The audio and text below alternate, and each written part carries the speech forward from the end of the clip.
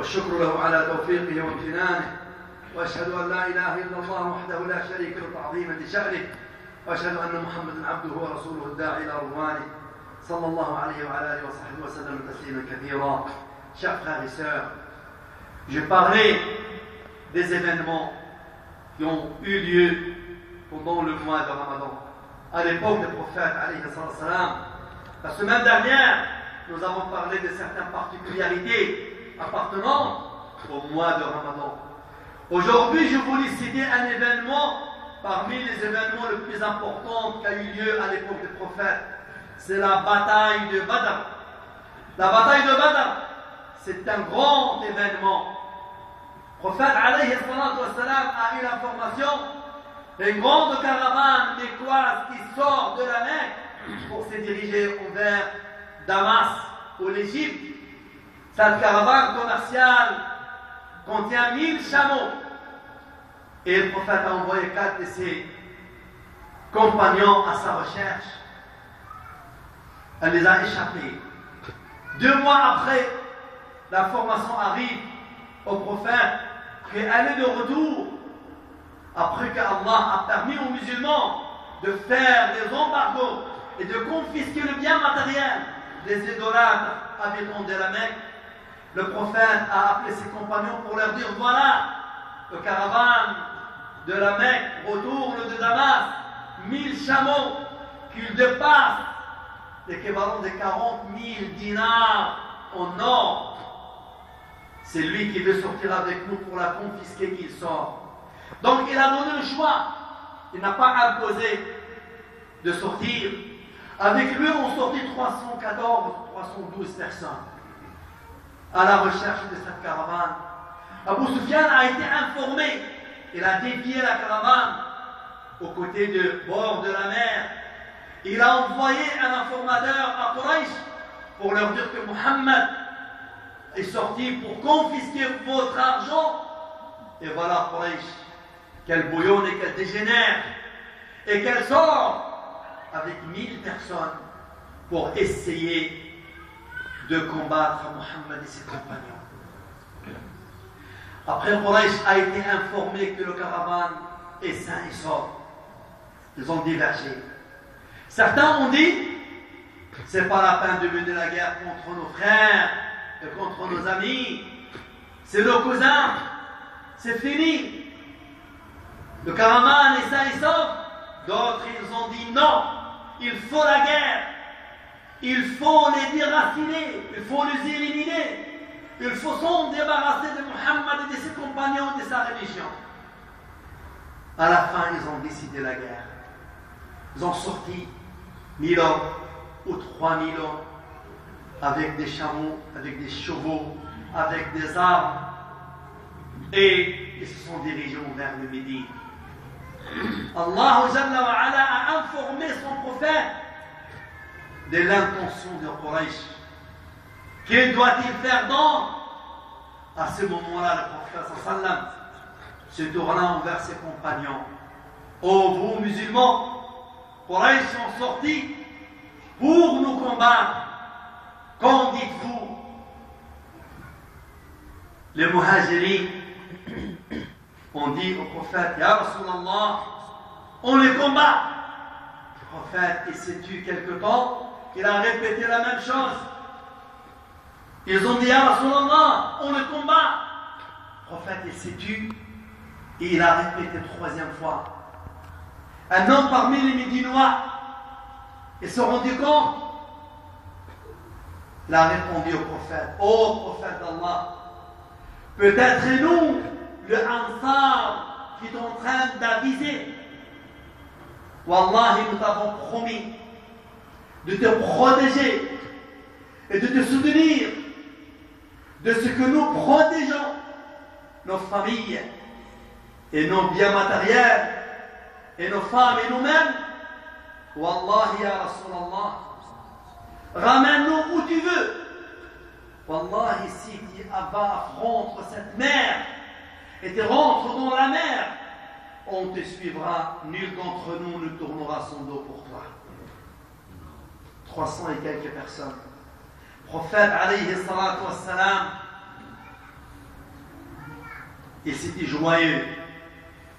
Il a fait dua. Et il a promis la victoire. Et il a accompagné son groupe au patelin de Badr. Et Quraysh venant de la Mecque. Et Allah subhanahu wa ta'ala les a fait rencontrer. Tous les grosses têtes de la Mecque, ils sont sortis. Ils sont sortis à la recherche de la victoire. Ils ne savaient pas que c'est la défaite totale qui les attend. Comment non? Puisque c'est Allah Jalla wa Ala qui a pris en charge le déroulement de ces batailles. Et c'est lui-même qui a géré le groupe de son prophète sallallahu alayhi wa sallam en faisant descendre des anges du ciel. Il leur a recommandé de soutenir le croyant, car je veux semer la trouille, dit-il, dans l'esprit de mes ennemis. Frappez-le sur le cou et coupez-le bout de leur poids, leurs empreintes. Le jour où la bataille a eu lieu, le prophète alayhi salatu wassalam était en train de régulariser son armée. Cet homme qui s'appelle Sa'd ibn Mu'adh, il a dit: ô prophète d'Allah, sache que ceux qui sont restés en Médine, par rapport à ceux qu'ils ont sortis avec toi, ceux qu'ils ont sortis avec toi ne t'aiment pas plus que ceux qui sont restés en Médine. Ceux qui sont restés en Médine, ils ont vu que tu n'as pas recommandé de sortir, tu as donné le choix. Ils n'ont pas sorti parce qu'ils n'ont pas su que tu vas rencontrer tes ennemis. On va construire pour toi un lieu en quoi tu vas t'asseoir et tu vas diriger l'armée. Si Allah nous donne victoire, lui dit-il, c'est ce qu'on veut et c'est ce qu'on souhaite. Si la victoire sera sur nous et contre nous, tu prends ta monture et tu vas en Médine. Car si c'est toi qui meurs, la communauté meurt avec toi. C'est une expression d'amour pour pouvoir préserver leur prophète.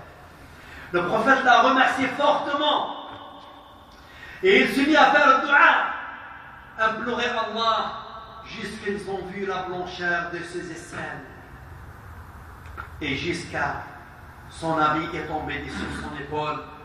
Abu Bakr prend l'habit du prophète et le met sur son épaule et dit: ô prophète d'Allah, Wallahi, ton Seigneur te donnera victoire. Et il a promis la victoire à ses compagnons en leur disant: voilà, Mecca, elle vous a envoyé ses enfants. Tenez bon donc. Et il a recommandé certaines choses dans ou sur le champ de bataille. De ne pas découper quelqu'un qui est mort, de ne pas tuer une femme, de ne pas tuer un enfant, de ne pas tuer ton ennemi. S'il te donne son dos, il se sauve, laisse-le partir. D'être humble avec les prisonniers, car il a voulu leur faire savoir que la guerre ou la bataille en islam, l'islam n'est pas venu faire la guerre pour semer les désordres et la discorde et faire couler les sangs et faire tuer les gens. Non, au contraire, l'islam, si la guerre lui est imposée, il ne l'amène que pour faire que la parole d'Allah soit la plus haute. Uniquement pour ça. L'islam ne connaît pas la vengeance. Le musulman doit suivre les recommandations de son prophète sallallahu alayhi wa sallam. Et au moment de la bataille, Abdullah ibn Mas'ud apporte, il a dit: Wallahi, nous avons vu parmi nos ennemis des gens qui sont morts sur le champ de bataille. Il n'y a aucune blessure, trace d'épée ou d'un tir ou d'une lance. On a vu que leurs empreintes ont été coupées. Nous avons su donc que ces gens, ils étaient tués par les anges et non pas par l'homme. Et le voilà, le prophète alayhi salatu wassalam, victorieux dans ce jour-là. C'est qu'ils sont morts, c'est les grosses têtes de Quraysh, Abu Jahl, Umayy ibn Khalaf, Utba ibn Rabi'a, wa ghayrihim min sadat Quraysh. Ils sont morts ce jour-là.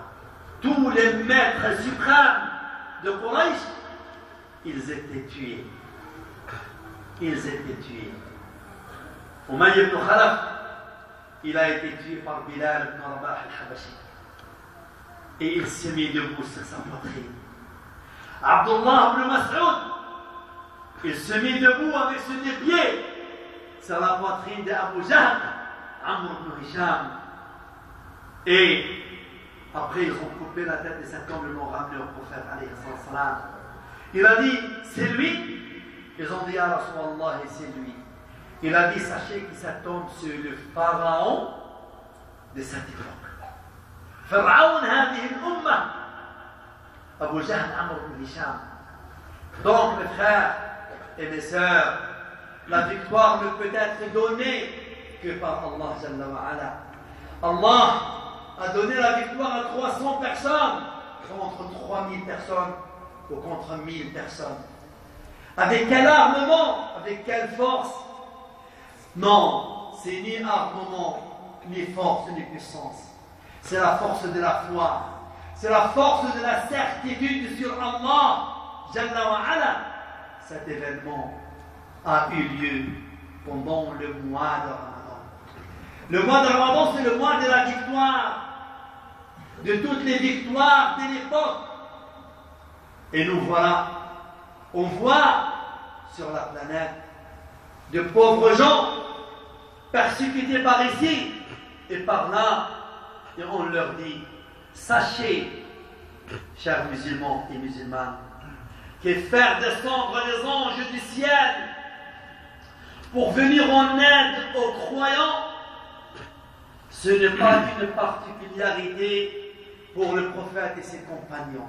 Non, c'est pour tous musulmans et musulmanes au long de la vie de cette terre. Allah Jalla wa Ala envoie de ses alliés pour soutenir deux autres alliés à Allah subhanahu wa ta'ala. Et on dira à tous ceux qui se sont persécutés, où c'est qu'ils soient, patientez. Vous avez deux bons résultats. Ou la victoire tôt ou tard, ou le paradis en tant que martyr. Fi sabilillah.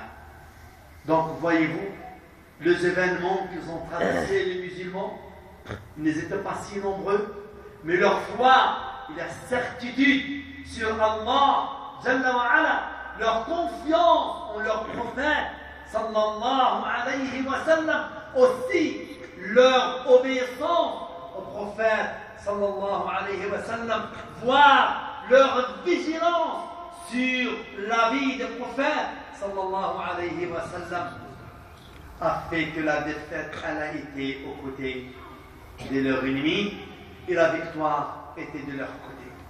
Nous voilà dans ce monde et dans ce pays. Nos prédécesseurs ont fait le djihad avec l'épée et la guerre. Notre djihad à nous, c'est avec la science, avec le crayon, avec le savoir, avec l'amour, avec l'amabilité, avec la transmission de cette lumière qui nous a purité du prophète sallallahu alayhi wa sallam. Chers musulmans et musulmanes, on a un message à transmettre que nous avons pris sur nos prédécesseurs d'une génération à une autre. Qui a pensé un jour qu'on va se trouver en France, ce noble pays d'accueil, ce pays où il y a de multiples nationalités, et que nous vivons en paix et en tranquillité, et qu'on exerce nos cultes, nos différents cultes.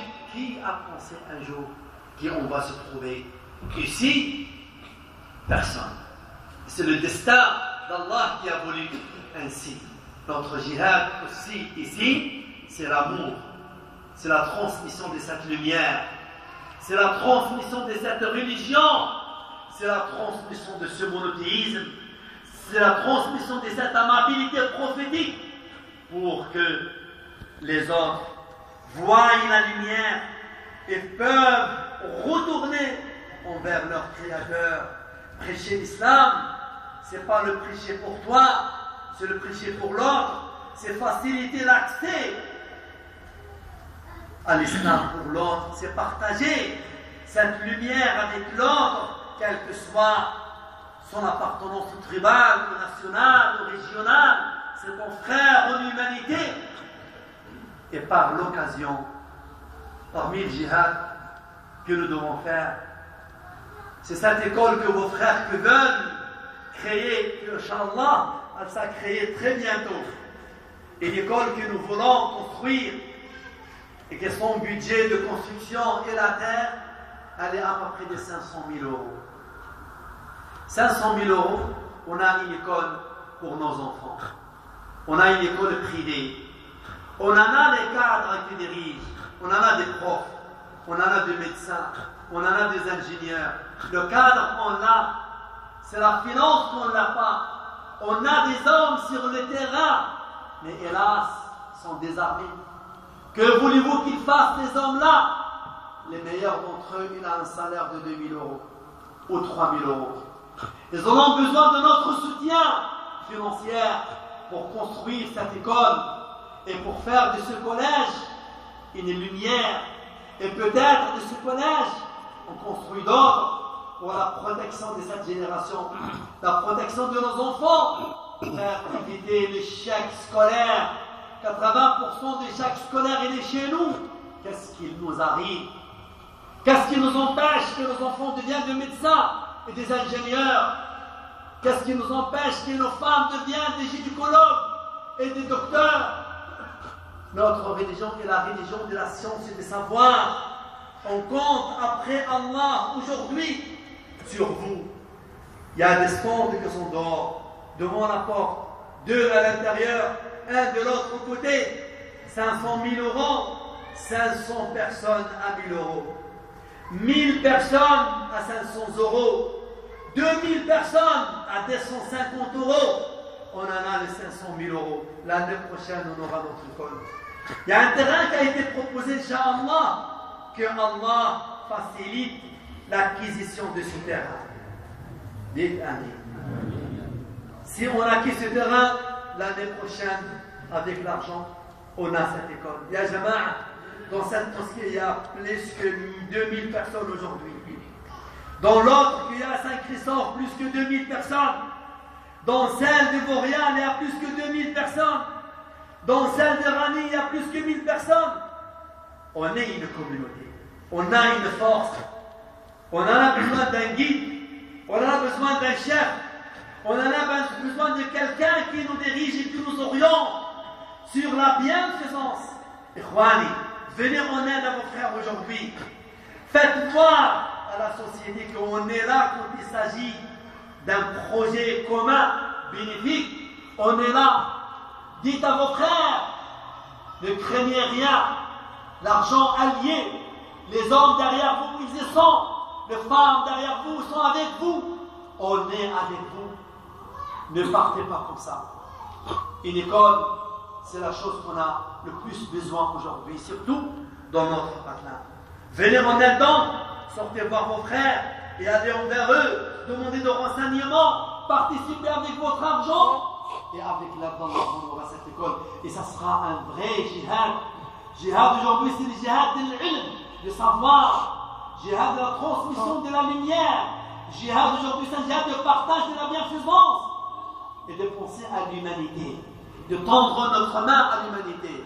اللهم صل وسلم على النعمة المهداة والرحمة المسداة نبيكم محمد صلى الله عليه وسلم كما أمر ربنا في محكم التنزيل بقوله إن الله وملائكته يصلون على النبي يا أيها الذين آمنوا صلوا عليه وسلموا تسليما اللهم صل وسلم وبارك على سيدنا ونبينا محمد نور شمس العرفان ومهبط اسرار القران، وارض اللهم عن الطاهرات المطهرات امهات المؤمنين زوجات نبيك الصادق الامين، وارض اللهم عن الخلفاء الاربعه الراشدين ابي بكر وعمر وعثمان وعلي، وعن السته الباقين من العشره الكرام البرره، وعن جميع الذين بايعوا النبي تحت الشجره. اللهم اعز الاسلام والمسلمين، اللهم اعز الاسلام والمسلمين، اللهم اعز الاسلام والمسلمين، وعلي بفضلك الحق والدين، واغفر يا الهي على التائبين، واغفر اللهم ذنوب المذنبين، واقض الدين على المدينين، واصلح اللهم امر المسلمين. اللهم تقبل منا الصيام والقيام والركوع والسجود والتلاوه يا ذا الجلال والاكرام. اللهم اجعلنا من عبادك الصالحين، اللهم اجعلنا وآبائنا وأمهاتنا وإخواننا وأخواتنا والمؤمنين جميعا من عتقائك من النيران في هذا الشهر الكريم. اللهم لا تردنا خائبين، ولا تجعل من أمة محمد شقيا ولا محروما يا رب العالمين. إلهنا ومولانا، أنت ترى ما فيه إخواننا في بلاد الشام، اللهم انظر إليهم بعين الرحمة، اللهم انظر إليهم بعين الرحمة. اللهم سفكت دماؤهم وهتكت أعراضهم وهتلفت أموالهم ودمرت بيوتهم وقتل أولادهم ورجالهم ونساؤهم.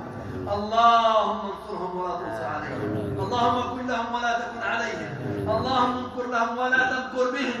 اللهم اهدنا واهدهم ويسر الهدى إلينا وإليهم يا رب العالمين. اللهم إنهم حفاة فاحملهم، وإنهم عراة فاكسوهم، وإنهم جوع فأطعمهم، وإنهم فقراء فاغنهم. اللهم كن لهم ولا تكن عليهم. اللهم اجعل لهم من كل ضيق مخرجا ومن كل هم فرجا يا واسع الفضل والعطاء. عباد الله، إن الله يأمر بالعدل والإحسان وإيتاء ذي القربى وينهى عن الفحشاء والمنكر والبغي يعظكم لعلكم تذكرون. اذكروا الله يذكركم واستغفروه يغفر لكم، واسألوا الله من فضل نعيمه يذكر وذكر الله أكبر والله يعلم ما تصنعون. شوفوا، سنصلي على ظهور بعضنا المطر، قريب نزل المطر ونبقى خيين